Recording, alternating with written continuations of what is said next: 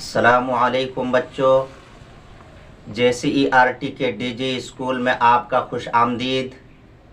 میں ہوں توحید عالم اور آج آپ کے لیے لے کر کے حاضر خدمت ہوں 8ویں جماعت کی درسی کتاب اپنی زبان کا 17واں سبق، جس میں ہم پڑھیں گے ہندوستان کے ایک عظیم رہنما، تحریک آزادی کے ایک عظیم مجاہد کے بارے میں، جو آزاد ہندوستان کے پہلے وزیر مواصلات یعنی کمیونیکیشن منسٹر بھی بنے، جو آزادی کی لڑائی میں پیش رہے، بڑھ چڑھ کر کے جنہوں نے حصہ لیا اور 5 بار جیل بھی گئے، اس عظیم مجاہد اور عظیم رہنما آزاد ہندوستان کے پہلے وزیر مواصلات کا نام ہے رفیع احمد قدوائی۔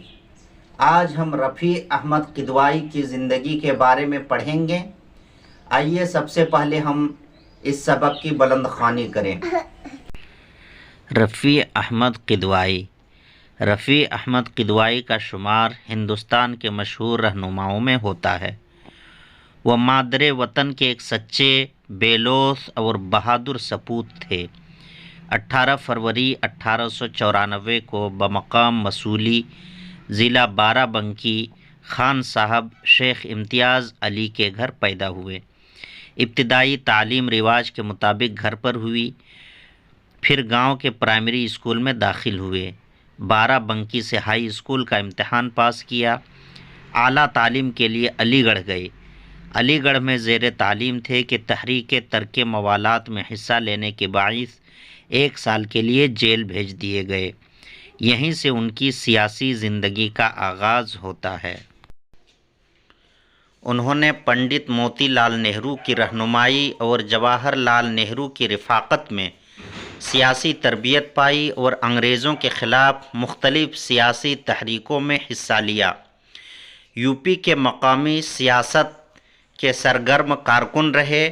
1942 کی ہندوستان چھوڑو تحریک میں پیش رہے۔ رفیع صاحب ملک و قوم کی خاطر 5 مرتبہ جیل گئے۔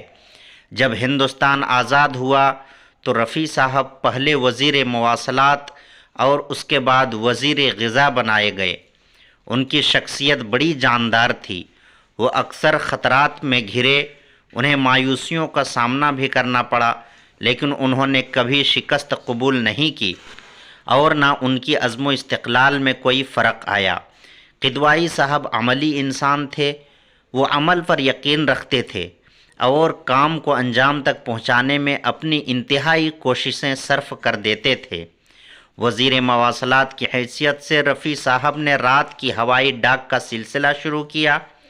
اس وقت یہ ایک بہت مشکل کام تھا۔ اسی طرح انہوں نے ڈاکیوں کو اتوار کی چھٹی دلوائی۔ یہ بھی کوئی معمولی کام نہ تھا، کیونکہ ڈاک کا کام 24 گھنٹے جاری رہتا ہے۔ ایک دن کی چھٹی سے بھی اس کا نظام درہم برہم ہو سکتا تھا، لیکن رفیع صاحب نے ایسا انتظام کیا کہ ڈاکیوں کو اتوار کے دن چھٹی ملنے کے باوجود ڈاک کا انتظام معمول کے مطابق چلتا رہا۔ حکومت ہند میں وزیر غذا بن جانے کے بعد رفیع صاحب نے راشننگ کا خاتمہ کیا۔ بہت سے ماہرین نے کہا تھا کہ راشننگ ہٹانے کی پالیسی پر عمل کیا گیا تو ملک تباہی کے غار میں جا گرے گا۔ قدوائی صاحب جانتے تھے کہ ملک میں غلہ کافی ہے اور کچھ بڑے بیوپاریوں نے اسے گوداموں میں ذخیرہ کر رکھا ہے۔ قدوائی صاحب نے زیادہ اناج اگاؤ کی تحریک شروع کی، جس کی وجہ سے ملک میں اناج کی پیداوار میں اضافہ ہوا اور جو غلہ بیوپاریوں نے چھپا دیا تھا وہ قدوائی صاحب کی چلائی ہوئی مہم کے بدولت بازار میں آ گیا۔ اس طرح انہوں نے راشننگ اٹھانے کے تجربے کو کامیاب کر دکھایا۔ رفیع احمد قدوائی کی شادی ان کے خاندان میں ہی ہوئی تھی۔ بیوی بڑی نیک دل، دیندار اور عبادت گزار تھیں۔ ان کے انتقال سے 1 سال پہلے رفیع صاحب نے انہیں حج بھی کروایا۔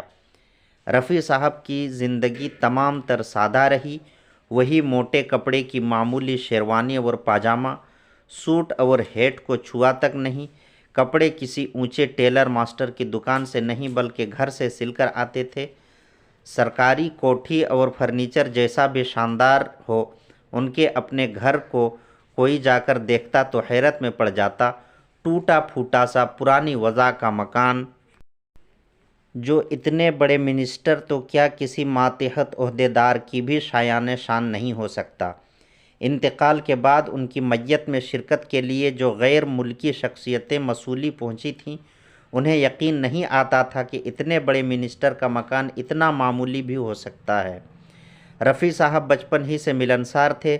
طالب علمی کے زمانے میں وہ اپنے دوستوں، ہم جماعتوں اور ساتھیوں کی ہر طرح سے مدد کرتے تھے، جس میں مالی مدد بھی شامل ہے۔ ان کا سارا روپیہ دوستوں کی ضرورتوں پر، یعنی ان کی فیس کی ادائیگی، ان کی کتابوں کے خریدنے پر، ان کے علاج و معالجے پر اور مختلف ضرورتوں پر خرچ ہوتا تھا۔ جب ان کے پاس روپیہ نہیں ہوتا تھا اور کوئی دوست مشکل میں ہوتا تھا تو وہ بذریعہ تار اپنے چچا سے روپیہ منگواتے تھے اور اس کی مدد کرنے کی یہ خصوصیت مرتے دم تک قائم رہی۔ انتقال کے بعد بینک میں ان کے نام معمولی رقم نکلی۔ بچوں، آج کا سبق ہم یہیں پہ ختم کرتے ہیں۔ اب اگلے ویڈیو میں اس سبق کے اگلے حصے کو ہم پڑھیں گے۔